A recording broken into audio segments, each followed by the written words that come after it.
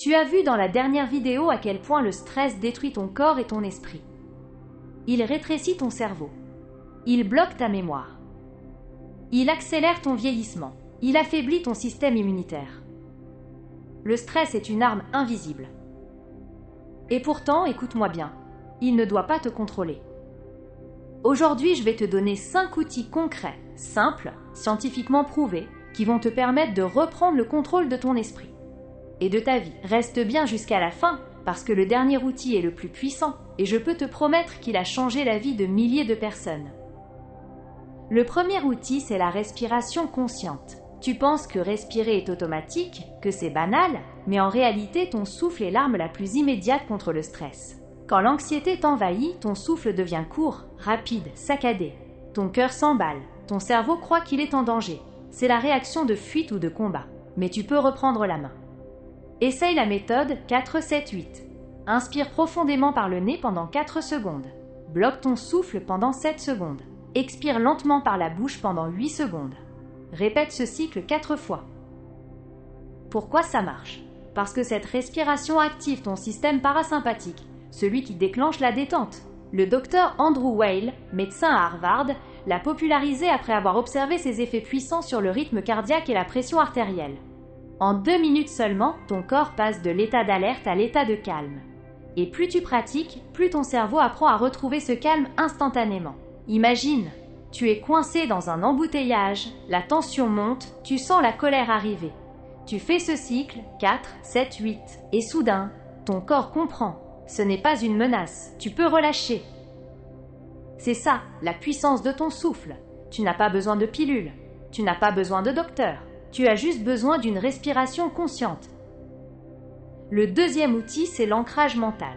Quand ton esprit s'emballe, quand tes pensées tournent en boucle, quand l'angoisse prend toute la place, tu dois ramener ton cerveau au présent, parce que le stress, c'est l'illusion du futur. Tu crées des scénarios catastrophes qui n'existent pas. Voici un exercice simple, utilisé par les psychologues spécialisés dans les troubles anxieux. La méthode 5, 4, 3, 2, 1. Regarde autour de toi. Nomme 5 choses que tu vois, 4 choses que tu touches, 3 choses que tu entends, 2 choses que tu sens, 1 chose que tu goûtes. Ça peut sembler enfantin, mais en réalité, c'est un reset puissant pour ton cerveau. Pourquoi ça marche? Parce que ça coupe le circuit de l'amygdale, la zone du cerveau qui déclenche la peur, et ça ramène l'activité au cortex préfrontal, la zone rationnelle. Une étude publiée dans Frontiers in Psychology a montré que ce type d'exercice réduit significativement les crises d'angoisse. Imagine, tu es à 2 doigts d'un entretien d'embauche. Ton cœur bat la chamade, tes mains tremblent. Au lieu de paniquer, tu fais l'exercice. Tu comptes, tu observes, tu touches, tu respires. Et soudain, tu n'es plus prisonnier de ton futur. Tu redeviens maître de ton présent. L'ancrage mental, c'est ton bouclier. C'est l'art de ramener ton cerveau là où il est le plus fort. Ici et maintenant. Le troisième outil, c'est le mouvement. Ton corps stocke ton stress, chaque tension musculaire, chaque douleur dans le dos, chaque migraine est le reflet de ce que tu gardes en toi. Si tu restes immobile, si tu rumines, le stress t'écrase. Mais si tu bouges, tu libères cette énergie. Et je ne parle pas de devenir un athlète. Je parle de 30 minutes de marche rapide, de yoga, de danse, ou même de simplement monter les escaliers. La science est claire. L'exercice libère des endorphines, les hormones du bien-être. Mais pas seulement. Le docteur John Ratey, psychiatre à Harvard, a montré que l'activité physique régulière stimule la production de BDNF, un facteur qui nourrit et protège tes neurones. Ça veut dire que quand tu bouges, tu ne fais pas que calmer ton stress, tu renforces ton cerveau. Imagine, tu as passé une journée infernale au travail. Tu rentres chez toi, la tête lourde, l'esprit saturé. Tu pourrais t'affaler devant Netflix, mais tu décides de marcher 20 minutes dehors. Et petit à petit, tu sens la pression retomber. Ton souffle s'harmonise, ton corps se détend, ton esprit s'éclaircit. Le mouvement, c'est ton médicament naturel. Ton cerveau en a besoin. Et ton futur, toi, t'en remerciera. Le quatrième outil, c'est la décharge émotionnelle. Le stress, ce n'est pas seulement une pensée. C'est de l'huile, énergie bloquée dans ton corps. Si tu la gardes, elle t'empoisonne. Alors tu dois la libérer. Comment?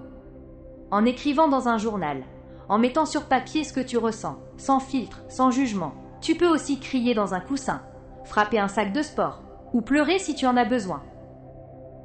Les neurosciences ont prouvé que mettre des mots sur ses émotions réduit l'activité de l'amygdale.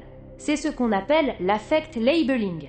Donner un nom à une émotion en réduit l'intensité. Une étude de l'UCLA a montré que les personnes qui écrivaient régulièrement sur leurs émotions avaient moins d'anxiété et une meilleure régulation émotionnelle. Imagine, tu as accumulé des frustrations pendant des semaines. Tu prends un carnet, tu écris sans t'arrêter tout ce que tu ressens. Colère, peur, tristesse. Et soudain, ton corps se relâche. Comme si tu avais posé ce fardeau en dehors de toi. Exprimer, c'est guérir. Garder, c'est s'empoisonner. Tu dois choisir. Le 5e outil, c'est la gratitude et la connexion. Le stress t'isole. Il te fait croire que tu dois tout gérer seul. Mais les liens humains te sauvent. La gratitude, c'est comme un entraînement mental. Chaque soir, prends 2 minutes et écris 3 choses pour lesquelles tu es reconnaissant, peu importe si c'est grand ou petit. Un sourire reçu, un repas chaud, un message d'un ami. Pourquoi ça marche? Parce que ça active les zones du cerveau liées au plaisir et à la récompense. Une étude de l'Université de Californie a montré que la pratique de la gratitude augmentait le niveau de dopamine et de sérotonine, les neurotransmetteurs du bonheur. Et quand tu ajoutes à ça la connexion humaine, un appel, une discussion, un moment partagé, tu renforces ton système nerveux social. Le psychiatre Stephen Porges appelle ça la théorie polyvagale.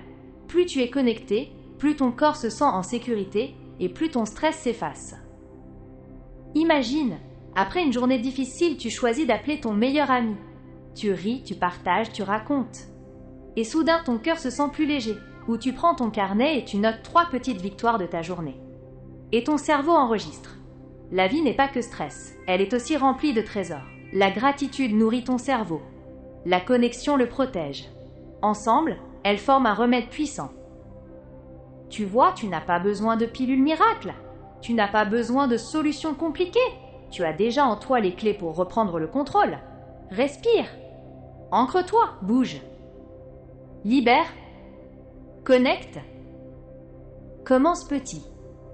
Choisis un outil. Pratique-le aujourd'hui. Et regarde la différence. Ton cerveau va te remercier. Ton corps va te remercier. Et ta vie va changer.